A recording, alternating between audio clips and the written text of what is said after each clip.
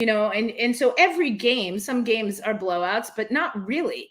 And so you have, in most leagues, those bottom teams there's such a difference. There's such a, but here, as far as goalkeeping goes, she walked in and made a statement for me, which I think's pretty impressive.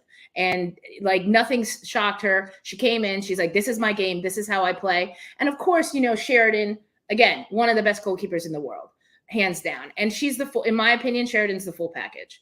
Like she owns her space. She, her organization, her communication, her timing, her positioning, crosses. And then of course, Sheridan's one of the best distribution wise.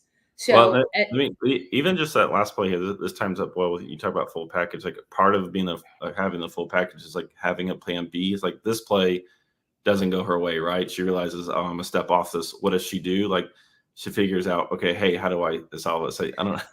No, but besides fouling, but she pushes wide. She's like, okay, I'm off. I'm getting beat right now, but I can become a defender in a sense and just push her out wide. So there's absolutely no angle, and it gives my defense a time to recover. That's another level where you see other goalkeepers will come into the league. They'll miss that, and they'll just say, "Oh God, I missed it," and let the person dribble on, in a sense. But I've been impressed. I've been impressed with Berger. I really have. Well, and they feel much older than a lot of our goalkeepers in the league. I feel like there's just so much energy with a lot of our goalkeepers out there. Just like, I'm going to go solve it by outworking you, which look, you got to work hard. I get it. But, there's just a lot of thought gone behind it. I'll say just on the last note here for her, these plays like drive me up a wall. Like for me, this is a red card. Like I hate this. I don't know if we can, I don't know if I can swear at that, but I hate this sort of stuff because like that's like season ending stuff right there. Like it is, and I know it's a free ball, but in my opinion, nobody's going for the ball there. Only Berger is, and so what do you have? You have just two players. One of them's their own player, but just running into your goalkeeper, who's called keeper, who's coming out. She has the right of way, and if you did this to a person going for a header, it would absolutely be a card. Like if somebody was coming up to do a clear ahead and you have San Diego running into the goal, there's a card there. Like you're not going for the ball here. And even if you are, you have to go for the ball in a safe way. You're just taking the keeper out.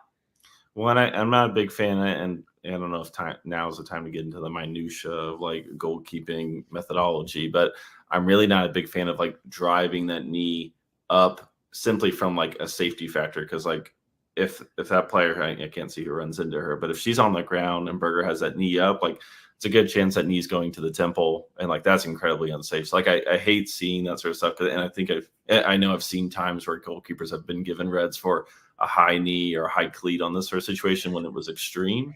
So like on one hand, the goalkeeper, I don't want them using their body as a weapon, but on the other hand, like she's exposed, right? So what is she supposed to do? You can, and I agree with you. Well, I agree. You do have to protect yourself in some ways, but at the same time, if you put that into the context of a field player, two people going for a head ball, and that field player put their knee up into another field player running on, it'd be a red card, right?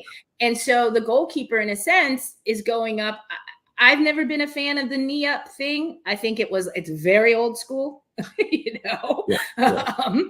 and you can break it down into stepping into getting your momentum up, but the knee doesn't still need to be up in the air. Yeah. It's almost, I mean, people talk about it being like a shield for you, but like the reality is it's more of a weapon, and like you'll see when keepers go up and bring that knee up, like people will pull out of that. And in some sense it does protect you by scaring them off. I understand that, but I don't know. These plays are just kind of like double-edged sword of like, well, someone's going to get hurt because people are out of control. Right. And honestly, if Berger doesn't call for it, for me, like it's irrelevant. She's got to the ball first. You don't get to just run into the 18 blind and hope you get it. Like that's not, correct. Like three people collapse on this play from the collision. Yeah. So anyways, but I could go on. That's one more bigger soapboxes, but so transitioning to a bit of a larger scope here. And we just mentioned how Berger was coming over from England, but I wanted to take a look at one of a young goalkeeper from Man City. So one of their last, I think it was their last league game for Man City. They, which Man City's more than likely going to win the league. I think if they lose out and Chelsea wins out, you could see a swap there. But Man City's in the driver's seat. They won like 15 games in a row at some point, something ridiculous. Like they've done well this season. But they did drop a 2-1 result to Arsenal, and I thought it was fascinating to see Kiera Keating, who's a 19-year-old, starting for the top team in England. Whereas I think for our keepers, what are they doing at 19? And so of course, I've tried Keating for a little bit, and so I know a little bit about our game. But going back into it, watching it, I'm not impressed. But it is interesting to see the resources and the stage she's on. So you think of our 19-year-olds, what are they doing? What track are they on? And I think you watch Keating here, and I'm not going to say this is like that impressive with the number of things she's doing. Again, 2-1 loss here. But I think for me, what England's doing right here is like there's a longer track here of like, okay, what responsibility can we give our keepers? How fast can we push them up? Where can they get going? Whereas for our system, like it's very tough if you're just relying on the NWSL to get there, because you're going to sit, you might get drafted, like there's so little chances and so little room for error. But here, like this is really fascinating. So I'm not sure on your thoughts of like 19-year-olds in different countries versus like the US, but it is awesome to see. But I'm also kind of jealous at the same time to see this, because I know there are a ton of American keepers that can play at this level. Well, it's a double-edged sword, right? Because you're sitting here saying, we need, like, you want goalkeepers to have experience. And, do I think you'll see a 19-year-old goalkeeper starting in the NWSL anytime soon? No, I don't. I am kind of the old school that keepers do get better with age. And yes, you lose a step with age, but you gain such a perspective and understanding of the game. And so the mistakes that you're seeing Keating make are from being immature.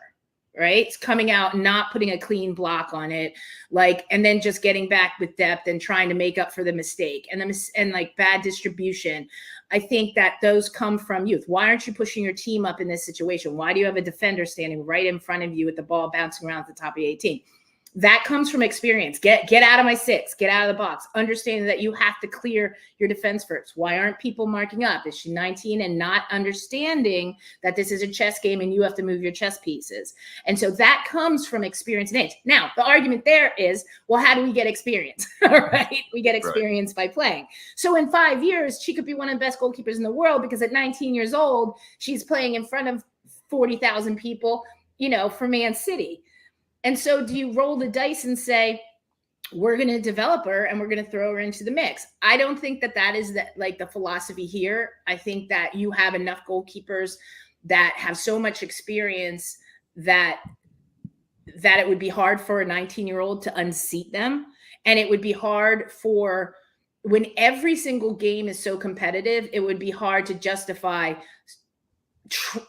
developing a player in the run of a season. Yeah. Like that right there. It's not a good save to me. That, her coming out and open palm, smacking the ball down right to the top of the penalty spot. That comes from immaturity, instead of continuing that ball on the way. First of all, why did she go with one hand? She went with two hands, she would have held it. But that comes from immaturity. And they're lucky they didn't get punished on it. So there's your thing. I wouldn't start a 19-year-old. But again, I don't who what's their depth roster here? Who is she starting over? Yeah. I have to look at their depth chart, but I know England has had a lot of young goalkeepers that they have been leading into, which has been really, Earps is like the only goalkeeper that's over 25 that's been in the national team picture. There's a lot of these younger keepers with Hampton, McIver. But they haven't. So, but see, then there's the thing. They have an Earps. So do we say we're not going to fill it with a 30-year-old, a 28-year-old and stuff like that? We have an Earps. So we're going to start developing the next generation. And so that's the argument with the U.S. team here. Are you going to keep putting goalkeepers in there that are the same age or older? Or are you going to say, look, we're going to have an Nair. We're going to have, whether it's a Campbell or, a Murphy, but then our next goalkeeper is going to be 19 or is going to be 20. and we're going to start developing that goalkeeper. They might not play, but they're going on the trips. They're in the training. They're in the atmosphere. They're going to the Olympics, what have you. Although I'm not sure if they'll take 3 to the Olympics. They might. But and I believe you do. I believe that other spot, that third spot, should be that developmental keeper. And yes, we have the youth teams and everything like that, but I don't think you load up your keeper position with your eldest players. Now, then the argument goes to it, you put the best, if you've earned it, you've earned it. And that's true too. But you do have to develop these keepers on a big stage at some point. So with the NWSL, is your backup keeper, do you have 2 30-year-olds and your third string that does travel is like 28, 29. Like, where do you go from there? Yeah. Because look at on the field, what do you have? Look at all these young players on the field, that are coming in 16, 17, 18. And the reason you can do that is obviously because you can give them 15 minutes in a game and you could start developing them slowly. You can't do that much with a goalkeeper. You're not going to sub the goalkeepers. We all know that. So, but I still think on your roster, and a lot of the NWSL teams do that in their training. They'll have, like Niku trains with Angel City. And you have like 16, 17-year-olds that train with New York and stuff. So that's good. That is that development. And they are starting to look at that and say, well, this will be our next round or next generation. We wouldn't start that player. I think obviously, Man City said, well, let's start the 19-year-old. But I think you're seeing the mistakes and Arsenal should have done much better on those mistakes. Bottom line. Well, and I think like it's interesting with like the investment. All righty, we're just about to start, guys. You guys have just been watching a little bit of a preview of Gloves Off, Saskia Weber and Bill Reno's new podcast. Chris, how do you pronounce your last name, by the way, properly? Barocas. Can you roll your R's? Barocas. I can. I was born in Venezuela. All right. Yeah. All right. Well, my family's originally from Spain, and the other half of them are from Germany. So, interesting combination, I know. Okay. Oh, very, very cool. I'm not sure where Saskia is, so we'll I just texted her right now. Hopefully she's close on this. She's always got these coaching calls. Oh, there she is. Hey. Hello. Sorry. No worries. No worries. I figured you were on a coaching call for the. Actually, I burnt something in the kitchen. So, oh no! So it was like all smoky and everything. So I was trying to deal with that. Oh my gosh! Oh, that's hilarious. All right, let's get this going. Here we go.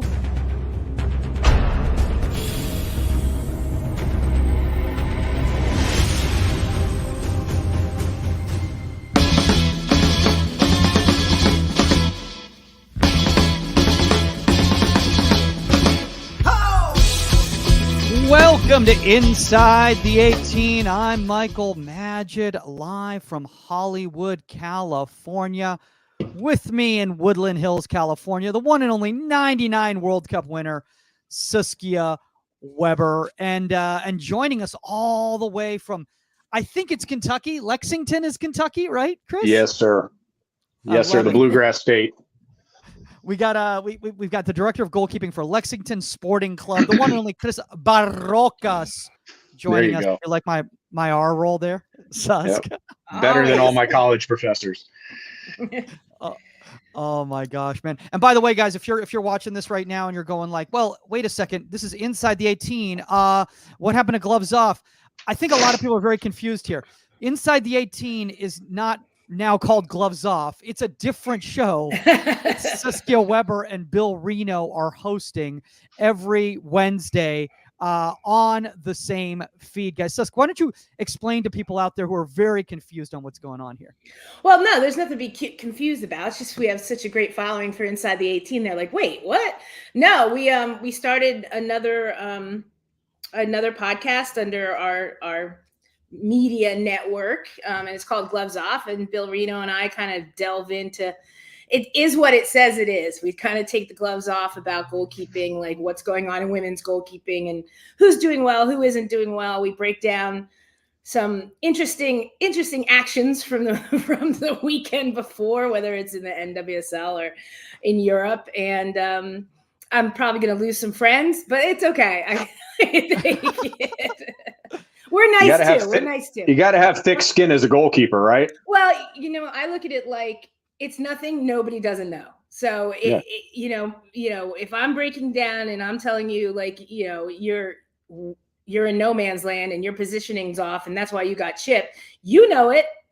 Like, people might not want to say it to your face, but I'll say it, like, but it as a goalkeeper. So I'm not telling anybody anything they don't already know. What's funny about that, Chris, is that it's a gentle thing when you're doing media, like, and you're also doing Mike, coaching and you're involved in the world. What, can you guys not hear me? Did you lose me? Mike, you're totally breaking up. Can you guys hear me now? I got you. Hello? Chris has me. Can Chris hear you? I got you. Yeah. Chris can hear me. All right, there we go. You're back. Right. What were you going to say? Well, I'm a lot. I think I know what you're asking me, but I think for me, when I do my NWSL, like when I do our broadcasting and stuff like that, like, yes, you're not, I wouldn't be I'm blunt, but I'm not as blunt. Like it's like, it's, I'll get more into the weeds of like, okay, like somebody asked me the other day, like Harchich's goal by Paige Nielsen in the last, in the death last weekend. Was that Didi's fault? It absolutely wasn't Didi's fault. You had 5 defenders standing there like cones. So, like, I wouldn't blame Didi at all. She was shielded. Nobody picked up Paige Nielsen at the penalty spot on the corner kick, and she just had a free shot on goal. Like, but, that's something. But now I can get more technical and, like, about some other things. Just a little more blunt. Yep. A little less announcer. Chris, anything you want to say about that? No, I mean, it's one of those where, like, there's got to be, especially in a national broadcast and everything like that, there's got to be a little bit of a filter. And, when you're kind of in a safer area, when it's not the broadcast for the network and for the league and everything like that, yeah, you can dive into it a little bit more. And look, it's not that we're hating on someone. It's just we're giving an honest, unbiased opinion. And I love what you, some facts maybe too. I don't know. Yeah, I mean, look, I say it when something's wrong, it's wrong in the broadcast. But again, you're in a neutral plane in a sense, and fans and everything like that. And it's just, I'm calling the game in a sense. Mm-hmm. And then when we can really dive in and spend like 10 minutes on the technical side of things, you can't do that on a broadcast. I have like 10 seconds to get my point across, in and out. So this way we can dive in a little deeper. Well, diving a little deeper, Chris, why don't Mike, you explain I'm a little going bit? To sign off and sign back on. Okay. You're having trouble? Yeah. Okay. All right. Well, while Seska's doing that, Chris, why don't you explain a little bit about your role at Lexington, so kind of people are familiar with it? Well, I work primarily with the first team, the goalkeepers, obviously, and as an assistant coach with Darren Powell, who I've known for way too long, since I was a freshman in college. And I'm not going to get into exact years of that right now, but that, and then also I help our youth goalkeeping coaches through basically our head of youth goalkeeping, Alex Moody. I help him in terms of structuring, programming, giving him a lot of feedback. And I mean, just, overall big picture stuff for the youth goalkeeping, in hopes that our program can continue to grow and blossom, to where at some point, there's goalkeepers that do come through the youth and have opportunities to train with the first team and potentially play with the first team at some point. It's something I've been passionate about for a very long period of time, the whole development process. And then, I've had a good bit of experience in it as well. I mean, I love what you were just saying right there. First off, Chris, in regards to like, just kind of like that whole, like, kind of understanding and kind of relationship with the youth department. Saskia and I, obviously, Saskia, you were having the conversation with Bill a couple days ago in regards to like Man City, starting a 19-year-old out of their academy into the program, and that against Arsenal, exactly. Mm-hmm. And we don't really have that pipeline yet in the United States, where there is no Angel City Academy 19s that you can pull up a player and have them play over the weekend. Correct. And that's, we've leaned so heavily on the college system in that respects. I think with the USL Super League coming out, they're more on the template of the academies and building up. So let's say you have the Phoenix team, Phoenix Rising might be who they're tapped into in their network. And so they're trying to build that picture, more of that European style. We got into it, and I think that, and I'm watching her play and watching those games, I think she's too young. I think the mistakes that she was making were youth, not having the wherewithal and the experience to where to parry a ball, and you could just see it in her style. But it's the age old argument, 5 years from now, she'll be lights out because she's been playing at the top level in England since she was 19. So that's, we don't see it that often with goalkeepers, even really on the men's side. We don't see it that often with you don't see a 17-year-old goalkeeper starting for Man U, No. or for Miami, or for LA. Well, it's interesting that you said that, Susk, because, obviously, Chris, you all being an independent professional team, Lexington, for those of you guys who are not familiar with Lexington in the USL, it's a very different than an MLS Next Pro team, because it's all about, your team is about selling tickets, television revenue, and making money, and results is what makes money for you guys. So it's not, oh, we're developing a player for, Louisville, one step up, or anything like that. No, you're right. It's we've got to win games. That's kind of what independent football is, and I mean that's what first team football is, right? You don't have jobs if you don't win games. First team, any sport, really, and that's it's a lot different than what I've always been that competitive and wanting to win every game and everything like that. But it's one of those where for I don't know how many years now, my job has been to mentor and grow goalkeepers to be on those first teams and to be able to perform on those first teams throughout an academy structure, throughout a reserve team structure, and now it's win or go home, and there is something nice about that pressure. That you put on yourself, and that is kind of on you at the end of the day, and the competitive nature of it, every moment matters. And I think, sometimes people will say, oh, get the next one, right? That's something that I'm sure we've all heard. And we've told our goalkeepers at some point. Well, in first team football, you can't always say that. You can harp on, having a short-term memory, but in a game, that result matters. Whereas, you're teaching young professionals to learn how to win, right? It's not really teaching, it's performance, in a first team environment. So, a little bit of a shift of mindset, but, I've embraced it. I enjoy it. And it's, something that hopefully carries me over into, into future roles. And I think that's going to kind of lead into the whole topic conversation, which is kind of this holistic goalkeeping development while kind of balancing results and individual growth, Susk. But I even just take an example like an Omar Zini now, who's obviously a very good friend of ours, and went from LAFC, in a developmental role to now the first team at Angel City. And I know you've had some conversations with him, not to put you on the spot or anything like that, just about the difference of the mindset and how to go about the sessions. Well, again, you brought it up that with LAFC, it was about developing those players to move on, right? So, and it wasn't a win or go home, win or you don't get paid, win or it wasn't that mentality. It was just all right, this is our second team. Develop them because we're going to sell him here, or he's going to move up to, and that creates a massive instability in that second team anyway. People are, they're visitors, they're there on a tourist visa basically to figure out where they're going to go next and how they're going to use this platform to propel them to the next place. And I think when he moved over to Angel City, obviously it's the Premier Division, and this is obviously results driven, but at the same time, now your main focus is the development of that player for yourself.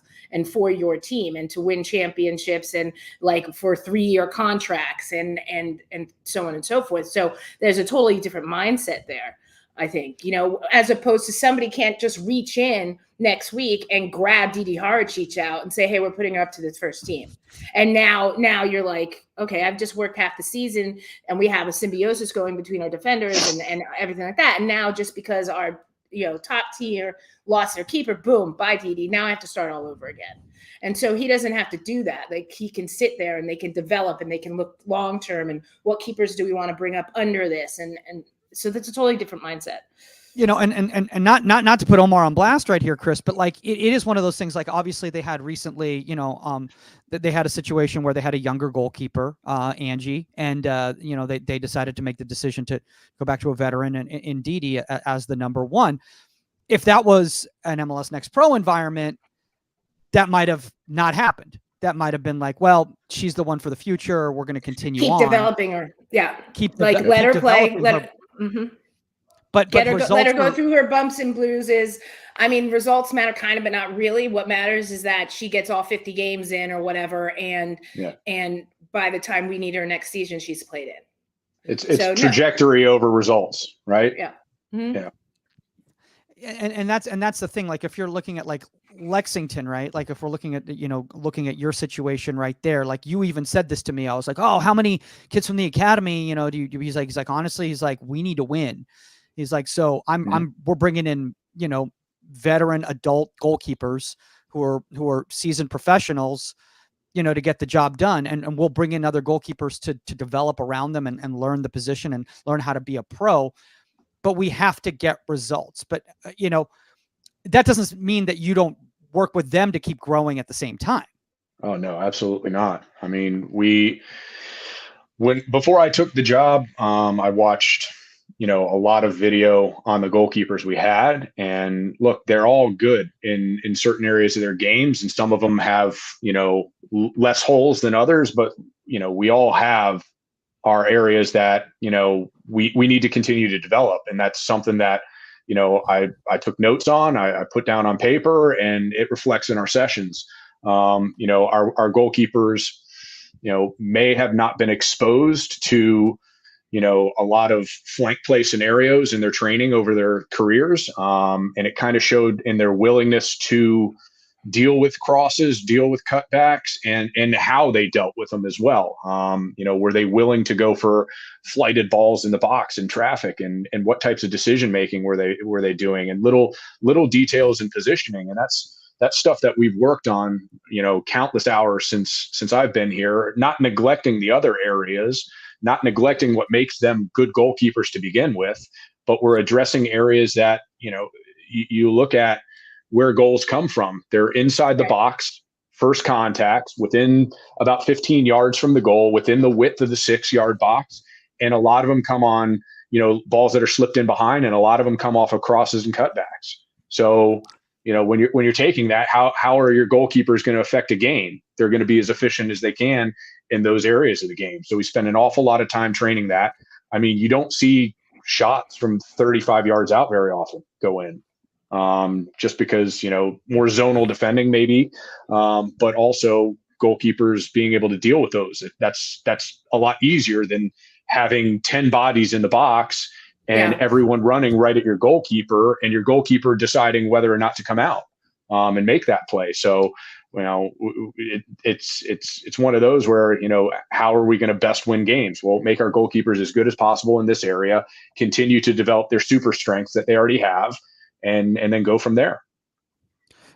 I love what you just said right there, Chris, and Saskia, this is a conversation that, I know that you've had with different people in regards to, like, you have to look at what are the qualities that are necessary to get results, at the first team level, at the NWSL level, just using the NWSL as a league as an example.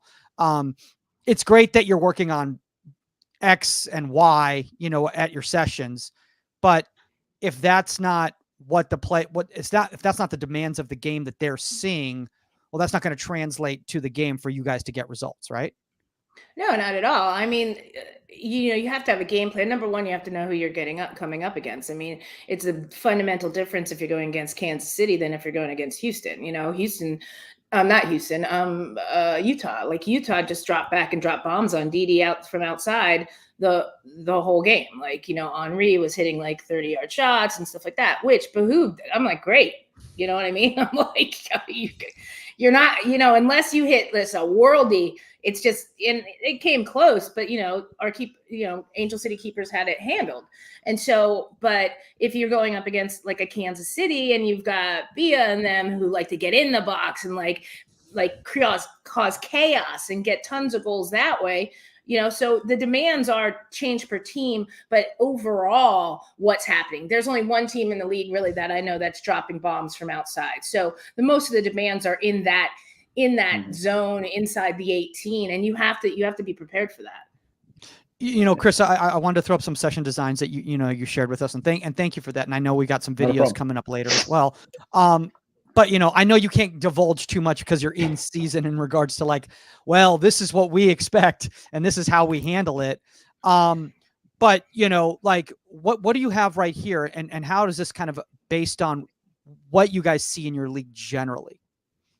So when you look at the top graphic, that's more of a technical warm up than anything else. Obviously, they've done their physical preparation, and for me, crosses is a lot about positioning and a lot about little short, quick movements when the ball is free, to give yourself the best opportunity to affect it or defend the goal. So the top slide, they're short little shifts, yard, 2 yard, to where they receive a pass, shift into the ball, into the next server, receive a pass, shift into the next server, receive a pass. So body orientation towards the ball as well, which is something that I preach to our guys, on crosses and dealing with shots. So, just basically we're taking a lot of little details, we're putting it into exercises that should carry over into the next 2 exercises or the next 2 slides. So with that, they're getting touches on the ball with their feet. They're getting touches on the ball with their hands. Overall, just repetition and volume for them, so they feel comfortable as well. Because let's be real, if a goalkeeper's not feeling comfortable, they're not going to play up to their potential or anything. So different types of services we did on that day, and you'll see in the video, was just general passing, a couple passes and then something low with the hands to get the hands feel the ball.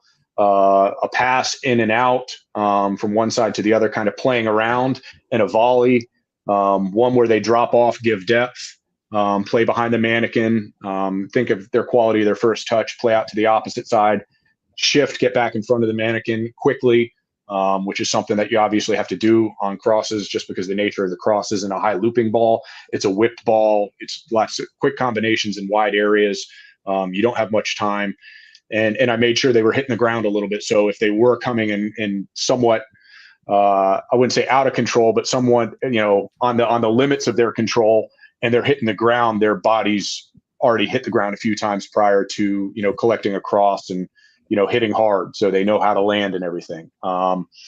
Then you can see in slide 2, we've got a lot of traffic in front of the goal.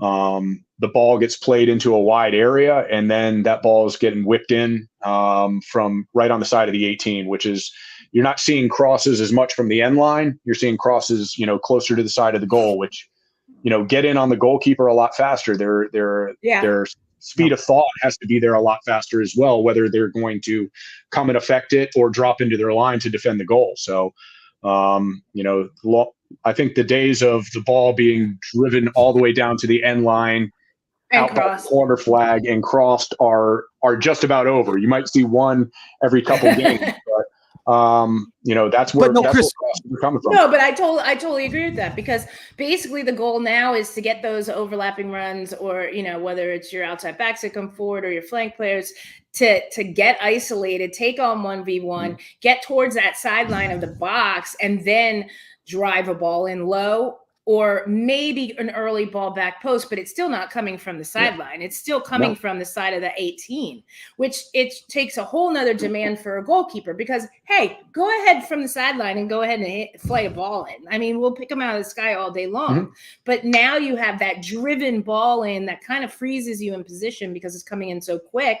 And now it's about repositioning in micro movements for the next shot or for the head ball or for whatever.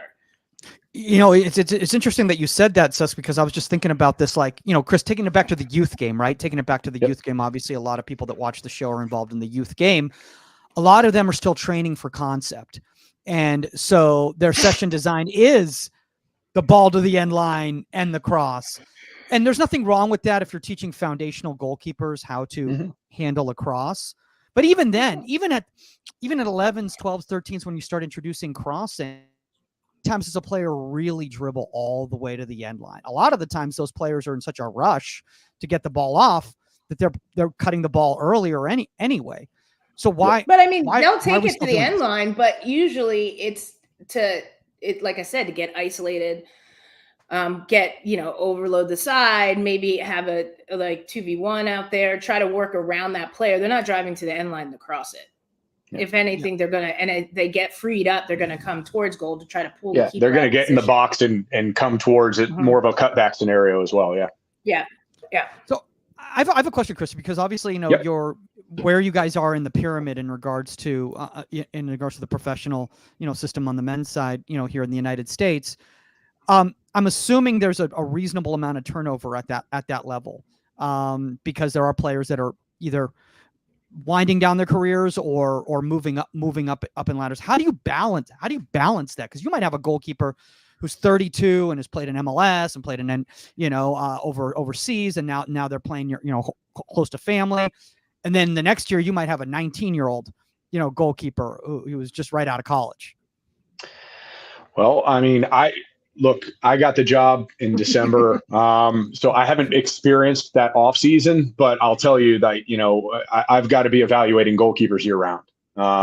You know, guys 20 years old, 22 years old, those bright young stars of the future, as well as seasoned veterans. And, you know, I'm looking at, you know, obviously I don't want all the same age. You know, I because I would hope I could have someone and you know, kind of build them up and possibly move them on as well. But you know, it's something that we'll have to get back on that because I haven't really been through it. You know, I'll tell you next January. How's that sound? Right?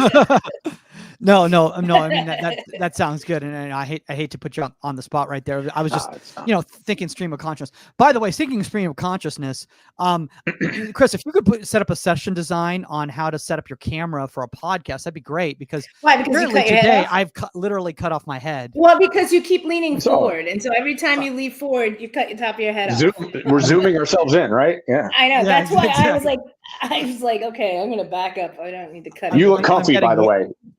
I am. You comfy, look really comfy. Yeah. Chris, are you in your office? Is that where you are? This is not my office. This is the director of our indoor facilities office. My daughter is too young to be drawing like that right now. But you know, I think that's his daughter or granddaughter. I couldn't tell you. So, you know. So let's start throwing up some of these sessions that you've got right here. First off, why don't you kind of paint the picture here before we kind of start watching the video here? Okay, so this is that first slide that we had up on the session, and you know, just getting touches on the ball, getting our heart rate going, and everything like that in a technical environment. I'm zipping the ball in. We're challenging first touch, making sure that guys get their shanks out of the way, right? And I probably didn't explain this exercise well enough out on the field because we're not doing exactly what I want. This is now we start going. Touch play. I want them tempo. I want them getting the ball down on the ground, orient their body to the next server, and then just doing it quickly. And if you see, everything is movements in about a 2-yard space, right? They start picking up the pace a little bit. We start going one touch, getting touches on the ball. This is just activation and a little bit of technical development, technical preparation for them for when they actually get into the session with the team as well. Because we like to, our team likes to have possession of the ball. We use our goalkeepers in an efficient manner as far as that goes. So they've got to get touches with their feet before they go in with the team, or else, the head coach is going to look at me and be like, why did he misplay that pass? That look where the head coach looks at the goalkeeping coach down the bench. I'll get that. Oh yeah. Oh, I know that one. Suska's very familiar with that. I think we all are at this point. But don't worry, because Suska's gonna have to. Hey, Susk, you're gonna be the head coach though in a couple weeks at TST, so you're gonna have to. I got nobody. Turn your head to the goalkeeper. No, I don't. It's just me. I think it's. I'm like the lone soldier out there. So. Oh my gosh, that's congratulations, by the way, on that. That's gonna be a lot of fun. Thanks. So Chris, I don't know if you know this, but Saskia is going to be she's going to be the one in charge at the TST at the soccer tournament for the Angel City Sevens team. Okay. There you go. Lots of yelling, storming up and down the sidelines. That's what I need to see. I'm like seven. It's like I'm like. They're all professionals too that they brought in. So I was like, at first I thought it was going to be like developmental players, and I was like, oh my gosh. But now it's I know it's a lot of the players, so it'll be fun. We had a blast last year when I was there with the US team. So good. Yeah, it'll be good. I mean, I'm excited for that. And if guys, I'm like, look, you're not gonna. Yeah, I'm not gonna. Like, I think I meet them one day, and then we go. So nothing's getting fixed in a weekend. So it's like that's like ODP or like all-star how teams. How much coaching is it going to be other than organizing substitutes and stuff? It's like, go play. You know how to play small-sided. You know how to play soccer. Go play. Some technical stuff, but they'll be fine. Well, that's actually an interesting thing, Suska, that you just brought up there before we kind of get back to these sessions right here, Chris, is that when you're talking about at your level, I'm sure loans is something that's very common, at that level. And you might have a guy fly in on a Thursday from another club and he's starting on Saturday. So it's like, you don't even want, I mean, you're in the middle of the season. You're like, do you even want to bring anything up? You just want to leave it alone, right? Well, I mean, again, I haven't experienced that part. When I was in Orlando, we had a couple guys loaned down on season-long loans. And then you had a couple guys that got dropped down the day before a game. So, and the same thing at Miami, it was one of those where the first team will loan down players. We always tell our guys, you have to be flexible. You have to be, you have to prepare as if you're going to be playing, prepare as if you're the starter on the day, but things can happen. And, for us, I don't think you're going to see much in the way of loans. We've got 3 goalkeepers signed, but if something like that happens, it would be one of those where I'd have an honest conversation, hey, this is happening. I don't expect you to absolutely love what's happening, but it's happening. And it's not, it's not always, my decision. It's not always your decision. You have to live with it. And that's part of being a pro. Because at a moment's notice, you can have the rug pulled out from underneath you, Yeah. I think for me, there's some technical things about playing in this tournament that, I'm glad I was actually there last year and then got our ass handed to us because we played in the men's division because there was no women's division. But there's some things. There's the fundamental things that like how to play this situation, how to make the most of these smaller goals in tight, what kind of system you want to play and stuff like that. But other than that, it is short term, and I trust these professionals to be able to handle it themselves and work things out themselves. So getting back to the meat and potatoes right here, Chris, of the session, I see that you're adding some shot stopping elements into this as well too. Yeah.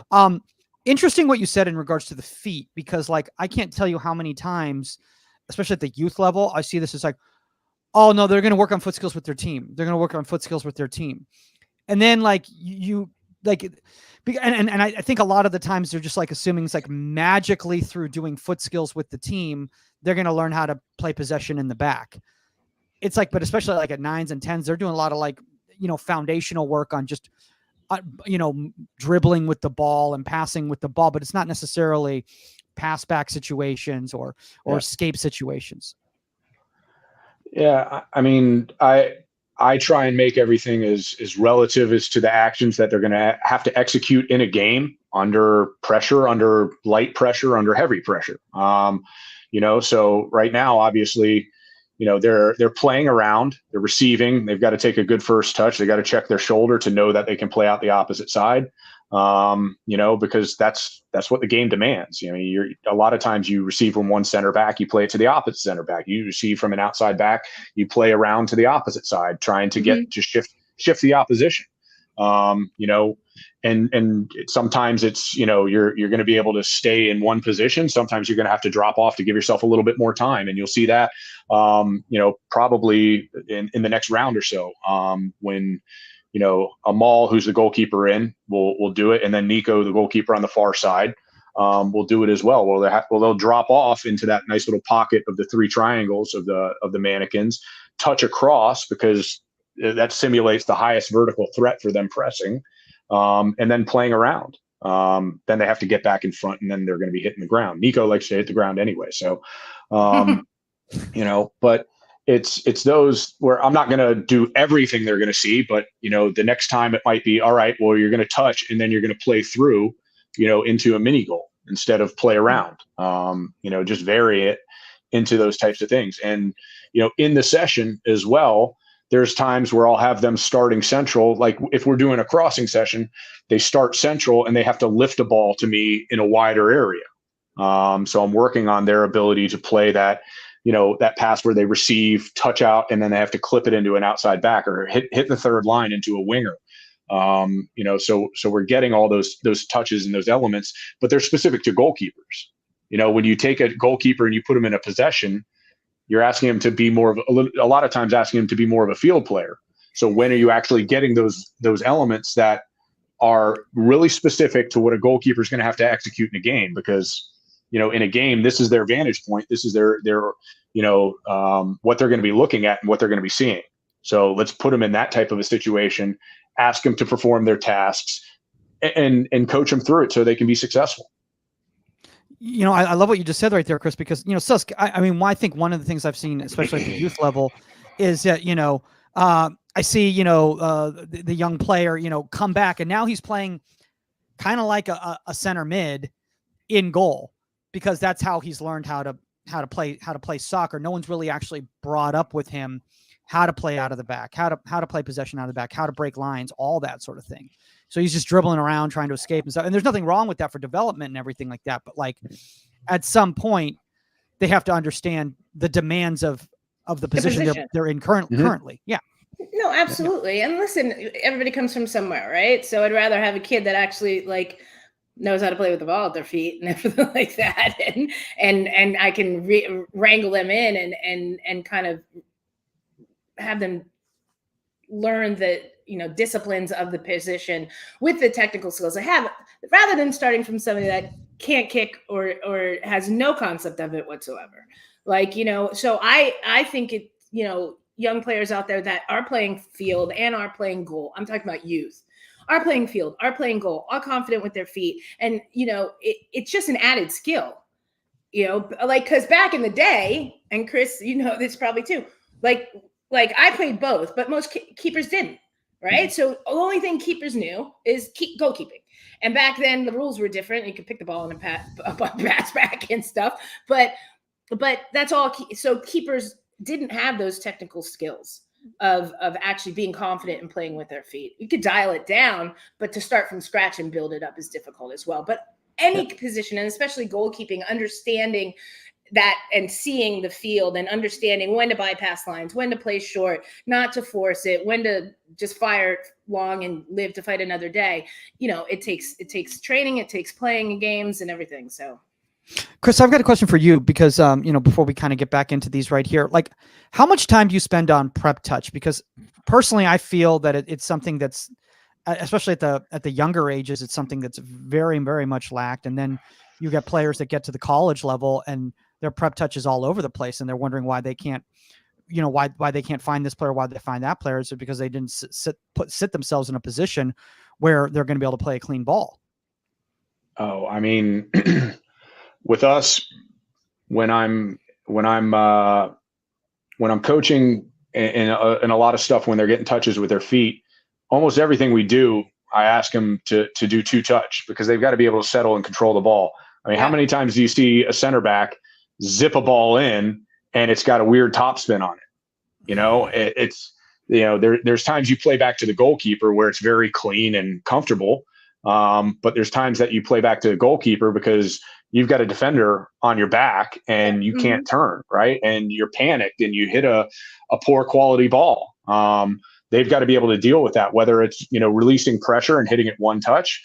They've got to be able to deal with it where they basically take the touch in a certain direction to bypass that pressure and solve pressure. And look, it's one of those where, it's one of the basic things that we want our players to do in soccer is to be able to control the ball, right? But you never skip that in anything you do. Like that's there with you your entire career, is being able to control the ball on 1 and maybe on 2 touches. If it checks up on you, bounces up on you, it's a weird ball. Maybe it takes you 2 touches to get the ball down to the ground and play, But well, and the pressure is key, right? Because you're not getting the ball served on a platter, and you are if your team's slowing things down and rebuilding. But even if that's the case, you're still taking 2 touches because you're slowing the game down, and you'd have no pressure. And a great example is Chicago last week when Nair had the own goal. Right, her prep touch should have been across her body out the other side, and she would have gone clear. She had pressure coming into that lane. The ball got passed back to her, and she went first touch, boom, into the player, into the back of the net, right? But that prep touch should have been across the body, out the other side. And it wasn't. There was no prep touch. It was 1 touch. And so I think training prep touch is paramount. And even if you move forward into your back line, how often do you see your center backs, your outside take 1 touch? They'll do it when they're in tight and more like a rondo situation, they're move ball 1 around. But if they're building the ball and changing the point of attack, they're going to take 2 touches. They're going to open up, send it out the other side. And so you're just an extension of that as well. Yeah. Go ahead, Chris. Go ahead. Well, I was going to just say, knowing support angles to take up, your body shape being open enough to where you can see the majority of your field. And, with that, where do you take your first touch? Do you take your first touch so you can play with either foot, or do you take your first touch across? I mean, all of those things, all those little details you're processing based off of, there's a reason you're getting the ball played to you a lot of times. It's because someone's getting pressured, right? Now, where do you go with that ball? You have to process all this little bits of information. Do you take steps forward? Do you take steps left or right? Do you take steps back to buy yourself more time and maybe suck that defender in, and then take a touch, and then your touch goes by him to clear space and give yourself a little bit more time to where you can see the field? I mean, there's a host of elements there, but being able to control the ball, right, is still one of the most important things in soccer, because you watch the highest level professionals. I get on our guys, our field players as well, right? Don't get me wrong, there's a time and a place to play 1 touch, but the amount of times that the ball is turned over on 1-touch passing versus 2-touch passing is, it's staggering. And most of the time you have enough time to play 2-touch. You lose the ball because you get too cute playing 1-touch with a little flick around the corner or something like that. The best teams in the world, if you force them to play 1-touch at a high rate, are going to turn the balls over. We were talking about it a couple of weeks ago. You watch Madrid, you watch Man City, right? Who a lot of people would say that's your Champions League final right there. When they were forced to speed up, there's only so fast the game can be played. When they were forced to speed up and everyone's playing 1-touch, the quality of the play goes down. Sure, there's some nice ones, but there's turnovers versus 2-touch. There's not as many turnovers. Well, I think Dortmund's going to have something to say about that. You saying that was the Champions League final, Chris. Hey, Madrid's got 14 of them, and they've only lost, I think, 2 Champions League finals. Yeah. I don't And bet apparently against them Coach when they're Law in is the going to be final. starting in that. I feel like we're doing gloves off now instead of inside the 18. But no, in regards to that, I just want to bring up really quickly too, Chris. One of the things that I think is really important for young coaches out there to listen to when we're talking about the 2-touch-2 is that you need to be teaching your goalkeepers to have positional awareness of their positioning and their spacing in possession, because I can't tell you how many goalkeepers actually negatively affect the possession because they think they're helping, but all they're doing is bringing it like at the youth level. It's like, no, I'm right here. I'm like, dude, do you see where you are? If I passed you the ball right there, we're stuck. We have nothing right there. If that makes any sense. Or is that a rhetorical question, Susk? Yes. Okay. Gosh darn it. Oh my God. All right. Let's move back. You meant well. You meant well. So You did. Exactly. All right. So what's the next progression from here? So this one, they're hitting the ground, right? They're dropping off and they're now having to touch across, no pressure, just dropping off, giving themselves a little bit more depth, gives them a little bit more time. Ideally, I wanted them to start. They started cheating. They did the exercise instead of playing to the game. I wanted them to start on the mannequin and drop off as the ball is playing. Now you're giving depth. Now you're buying yourself more time. Here you're not. And there's only so much because obviously they've got all the other mannequins behind them, which wouldn't really be appropriate in a game. But for the sake of time and me getting as much time maximized with my goalkeepers as possible to work on the crossing and stuff, then I had to have a session set up a little bit earlier. So, but just hitting the ground, making sure their body's comfortable hitting the ground, taking that impact, taking the fall. So now they're prepared, right? They're shifting, lots of short shifts, lots of quick movements, and some cutbacks and crosses, through traffic in the areas that they would see during the game. The ball starts in a central area. How does the ball get wide? A lot of times it does start in a central area. A lot of times it does, get an overlap and everything like that as well. So now our goalkeepers have to move as the ball is moving, right? They free themselves up, and you're seeing some opportunities right here. This is early in the session, right? They haven't identified the ability to diagnose the flight of the ball, right? Little things like that, little distractions, just enough to take their eyes off of the ball for a second means he spills the ball, right? Getting runners in front of him, across him, right? And as you see, they're getting more willing to starting and affecting them. For me, it's just like, okay, what are you seeing? I'm not sitting here shouting at them, you got to go for this. You got to go for this. Like, no, what are you seeing? Tell me, because you're the ones in there. I'm controlling the service, although not as well with my left foot as I would with my right foot. But I'm putting it in dangerous areas. They're now displaying habits that you would see goalkeepers display in a game. Like if you go back to that last one, you don't even have to, but Nico tracked the ball all the way across the goal, right? The ball gets played over him because like I said, the consistency of my left foot is not as good as my right, but he comes and punches that one. Why does he have to come and punch? Because he's got a near post runner coming in. If he can't beat that guy to the ball, there's no point in going for it because it's in the back of the net, So we're putting reference points in there. I wanted the mannequins out in front of the near post to really force them to, see those things. That's the one I was talking about where Nico just tracked all the way across the goal because it was out of his range. He couldn't really affect it. But what happens if there's a back post runner, staying with it? Today we did some crosses and a lot of second phase stuff was what was going on. So usually what we'll do is probably 2 days a week. Some will be, crosses in this area. Some will be more cut back. Some might be a little bit more further up the field where it's kind of just like a wide through ball where I zip it in on the ground and there's vertical runs and hey, be brave or drop in and deal with a point blank shot, I love one of the things you just added right there, Chris, in regards to that. And first off, Susk, I think, this is something that Jill Lloyden brings up all the time is that, why do we train in controlled environments when the game is chaos? If the game is chaos, we have to add that stimuli into our sessions eventually. Otherwise, we're not preparing them for the actual actions in the game.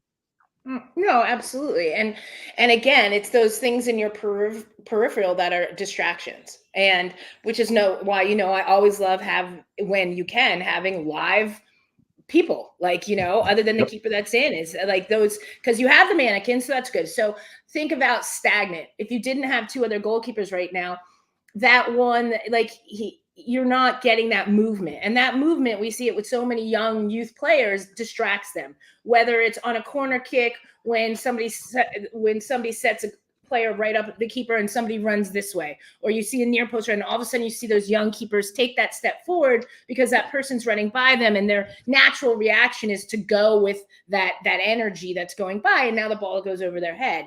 So that chaos is reality. And there's a time and a place for some stagnant crosses if you're just working maybe on technique and everything like that. But the more that you can inject the chaos of a game and all the other elements that are coming at you as a goalkeeper, so you can actually zone out and do what you're supposed to do, the better. Yeah, you know, and I love that you just said that, right, Seskin? There's a time and a place, because I again, you know, Chris, I don't want young coaches to hear this and literally it's like, great, all right, we've caught the ball a few times, few little handles, throw 7 players out there. And let's just do some crossing with some you know, dummy runs and everything like that. It's like, no, you got to build up to that, right? Yeah.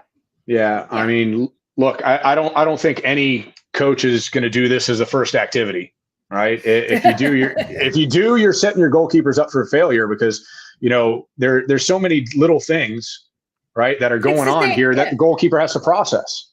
Yeah, it's the same thing as you warm up with some handling and some footwork and stuff like that. You wouldn't just jump into people's shots, you know, like you build. And so there's a time and a place for everything. But in your session, yes, this is great. Like, there's so many things going on, but that's the chaos that Chris and I were talking about, and where services are in reality coming from and what you see in front of you.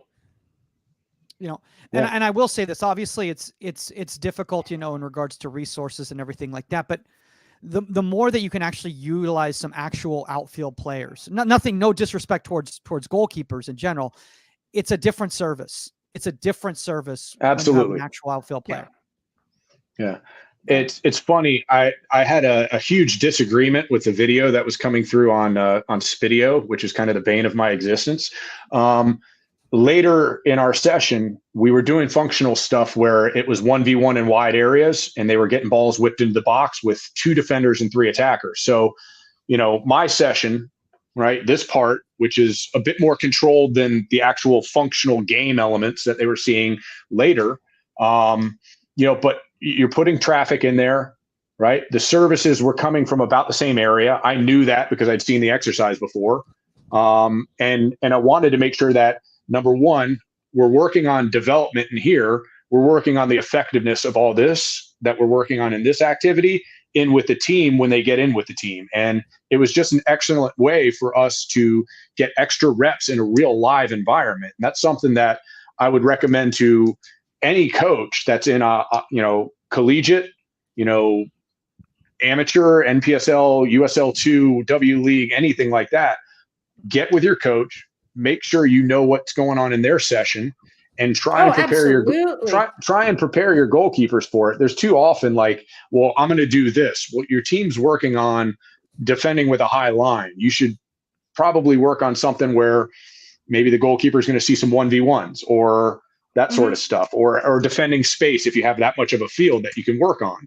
I mean, obviously we're at a luxury. We've got 2 full fields that we can train on every day. So I get basically half of one. I can do whatever I want. Yeah, absolutely. You've got to get it so that you can't be on a totally different page and then like come together with the team and you've been working on I don't know, crossing and stuff like that, and they're doing like in tight in the box 1v1s and stuff like that. And your keepers, you've got to incorporate, and you've got to be able to say, okay, we're moving into this because when you're with your team, when you're with full team, this is what they're going to be doing. And so now they've seen it, they've gotten their reps in, and their timing is right and everything. Absolutely have to get on the same page as the rest of the team. And, you know, and that's a really good thing, Chris, in regards to like kind of getting back to the topic of like, you know, balancing results with individual growth. Like, I can't tell you how many times young coaches, including myself when I was younger, you know, ego got in the way. I'm like, no, they need to work on this based on the weaknesses I'm seeing in the game. Even though you're working on that or whatever. And it's like, we have to recognize it's like, you know, hey, this is what the coach wants to work on because this is what they're seeing is going to be effective for them to get results on the team, then we got to prepare the goalkeepers for that. Yeah. Yeah. I mean, it's one of those where, like you were saying, Sauce, the stuff in this, right, is good and everything like that. But the chaos, that sort of stuff where there's defenders and attackers right now, mannequins aren't moving, right? So whether they're attackers, I've got 2 attackers, whether those are defenders, whether they're attackers doesn't mean anything. Now you have to take, right, your visual, I guess, ability to diagnose play and say, okay, he's in my jersey. He's going to get to the ball. And it's a completely different decision than if it's just a free player or if there's no players. So processing all that information for a goalkeeper in a chaotic environment like flank play scenarios are, or maybe just quick combinations on the top of the box where it could be a shot or whether it could be a through ball, right? Those are the things that goalkeepers need to see more of, because those are the scenarios that we're getting scored on more often than not. We're not getting scored on 35-yard shots very often. So, Yeah, like my mentality. Okay, so take TST for example. My mentality is I'm going to see these players probably one day before we leave. Some of them, whoever are local, right? But we're gonna have a practice. The bottom line at the practice is going to be, let's warm up rondos. I want the keeper in rondos, and then we're going to play small sided just to emulate what they're going to walk into. But I might make some of it a little situational and everything. But the bottom line is the keepers, it is so in tight. It is so close. These are like shots coming from basically inside the 18 and everything. These are going to be rebounds. I mean, I was there this is how it's going to be. I'm not going to go out and warm up the keepers with crosses. You know what I mean? Like, it's not going to happen. Every single ball is going to be a driven ball. Every single ball is going to be 1-2 touch, a shot from inside. It's going to be chaos. And so I have to prep the team for that, and I'll have to prep the goalkeepers for that. Like, so be cognizant of what the game demands that you're walking into. Like, for me to go out and do a session of long ball stuff, it would make absolutely no sense. No, but you just brought up a really good point, Seth, because I'm just even thinking about from an element standpoint, Chris. Obviously you all have it out there what's called weather. We don't have that out here really, but you do. And what if there's a windstorm? Like, if you're windstorm, like, chances are they're probably not going to be floating in a lot of balls. They're not going to be whipping in a lot of balls because they're going to be hanging. I hate when people send crosses. I hate the wind. Yeah, I'm not a huge fan of it either. And it's one of those where, like, we see it, and our weather is relatively unpredictable. It can be windy one day. It could be, 75 degrees, sunny and perfect the next day. So some days when you get out on the field and it's 20-mile-an-hour winds, you're just like, all right, we're not doing crosses. So you got to be flexible with that as well. Some days you're like, yeah, we need to see them because it looks like we're going to see this over the course of the weekend. Over the course of the week, I want our goalkeepers to experience everything they're going to experience in a game, whether it is some 1v1 short range, quick stuff. We did that yesterday. Today was more crosses. The other day was shot stopping. One day is close in front of the goal, and it's, with the deflectors, and it's a lot of like reaction saves where they're, basically keep the ball out of the net, do anything you need to. And there you go. So every day has some element of distribution, receiving with the ball and being able to manipulate it with your feet, concentrating on your first touch. Every day sees some of that, but we've got to vary what they're going to see so they're ready for the game on the weekend, because at the end of the day, that's where we've got to. That's what pays the bills for us, right? Is getting game results. And honestly, I got to bring home the million. Million. Oh, that's right. The $1 million pennies, right? purse. Yeah. Oh no, there's $1 million purse. It's $1 million purse. Oh, all right. Yeah. You go bring home that million. Yeah. No, Chris is like, man, I retired too early. What's going on? What's going on? What's going on here? I do want to bring this up, Chris, as we start wrapping up, and thanks, obviously, you guys are in season right now, so I know you got a lot going on. I want to talk about kind of like, do you believe like the main mistake that like coaches make when they first get into like a results oriented environment, let's say if they've come from like, college or a youth academy or anything like that, is that they're just so focused on the growth of the goalkeeper, they're not looking at the bigger picture of the season?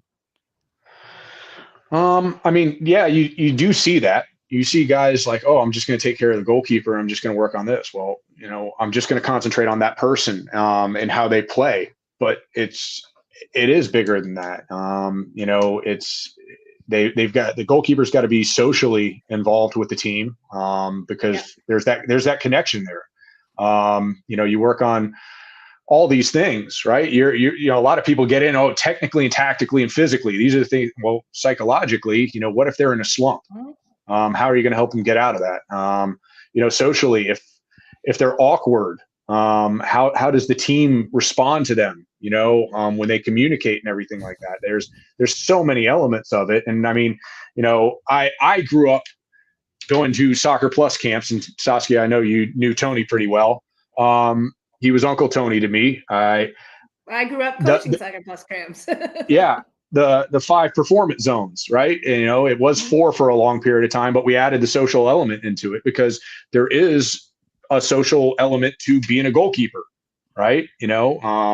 So it's one of those where, like, when you're talking about holistic development, and I know that was the topic that everything was centered around, is more total development than anything else. It's not just working on the technical, the tactical, and the physical, because that's what was done for a long period of time. You got to be stronger. You got to be the best athlete. You got to know the game the best. You got to be technically the most proficient. Well, how do you bounce back from it? How can you dismiss a mistake? How do you deal with that adversity? And then also, like, how does your team look at you, right? Because you're a big part of the team. You need to have that togetherness. And if you don't have that togetherness within that team structure, then, is their performance going to be there? I think a lot of times it's, college coaches coming out into a professional environment, there's added layers to it. And also you're able to work with your players a lot more.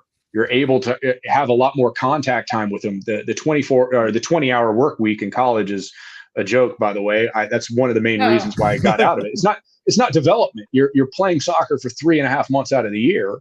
And then you have 8 hours, perhaps. It's a joke. So and it was like, it's literally like, what I would do in practice for that allotted practice time. I can't bring the keepers out 45 minutes beforehand. I can't keep the keepers out, or I can't be with them. So you literally, if Amanda would walk out and say, I need the keepers quicker than I thought I did, now everything has You're in trouble. Yeah, I can look at what Amanda and them had set up for practice and know, okay, I've got 45 minutes with them before they join the team. Then all of a sudden that switches and I'm in trouble. Or I can say, I don't have any time with them. So guys, meet me out on the field 45 minutes before. You can't do that. It's illegal. You're only allowed a certain amount of hours that they're allowed to train, and you're allowed to coach them. So yes. So it would be like, well, I want you guys, if you have time, stay after and work on your distribution and stuff like that. I can't be here. I mean, I can be mulling around, but I can't coach you. Yeah. I mean, that's a whole podcast in itself, and it's not just soccer, it's other but you have to remember, but the truth of that is that they're in college they're student athletes, right? They're student athletes. And so if there were no limitations on that, then they'd be athletes first and students later. Like, we'd be like, nope, come out. I need you guys to be out early in the session, like work it around your classes, and then we'll go to practice. And back in the day, we didn't have that limitation. I went to the men's practice at Rutgers, and then I'd go to the women's practice, and then I'd go to work out in the gym, and then there were no rules then. But I will say this though, Susk, in kind of like in argument to that is like, then why at the youth level are there no restrictions? Why at the youth level can there's no U.S. Soccer doesn't say like, oh, because you can't tell a parent you can't. How do you monitor that? Like, you can't tell a parent. How do you know if I take my kid to the corner park and have their goalkeeper coach come out? What do I have to tell you that? Like, you can't. How do you monitor that? So I mean, you could do it with teams, okay, but I don't think they overly train with their teams. They might, you have goalkeepers that come out and they'll be like, okay, I've got a game on Sunday night. So Mike, the parents will be like, can we have practice in the morning? And you're like, why don't you focus on your game? Yeah.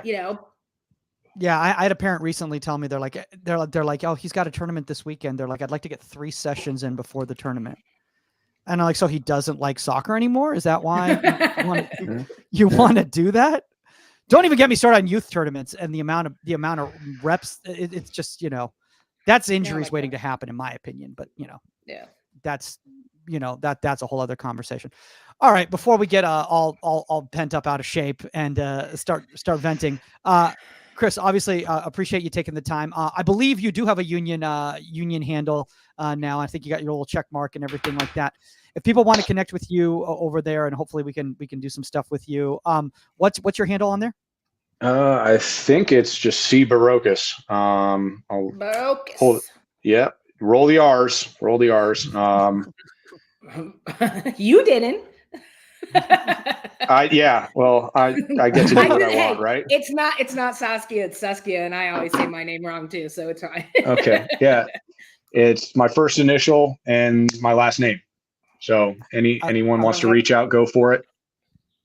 I love it. Obviously. And if you don't know what we're talking about, just look at all the tickers that have been going down or the comments. I don't think I need to explain. If you're listening to the audio though, listen to all the advertisements because they should explain everything as well too. Union GK app, www.theuniongk.com for more information, mentor programs, town halls, interactive sessions, podcasts, all sorts of fun stuff. Make sure you're checking out Saskia's new podcast, Gloves Off. Make sure you're watching her on Valley Sports West. If you want to reach out to us, not this weekend, next weekend. If you want to reach out to us, it's contact@insidetheeighteenmedia.com if you have a guest suggestion or a topic suggestion, or at Goalkeeper Podcast on the Union. Also, shout out to Bill Reno, who's the one who connected us, Chris. And Bill said, Bill's a good dude. I like him. You gotta have Chris on. He's a good dude. Yeah, he is. He's actually we're gonna fly him out at some point this summer, early fall to come out and see what we're doing out here. Yeah. Wow. So, right on. I tried to get Bill to come and work for me at Inter Miami when I was down there, and he elected to stay in the college game. So just a little dig at you, Bill. Oh man.